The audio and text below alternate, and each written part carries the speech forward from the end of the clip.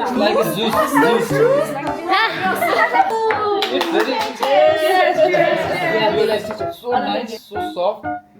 It's soft? Yeah, so nice.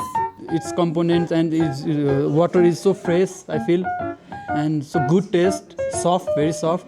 Beer is got so popular in world, so I think they should export in Nepal and other South Asian countries. Water is a very important content to make a beer, so the water is very fine in this beer. Next time when you come, we will take you to. So I personally think Lhasa beer has a great scope in the global market. Drinking itself is something that brings the communities and friends together. If you are drinking, don't drive. And if you are driving, don't drink. One shot. Okay.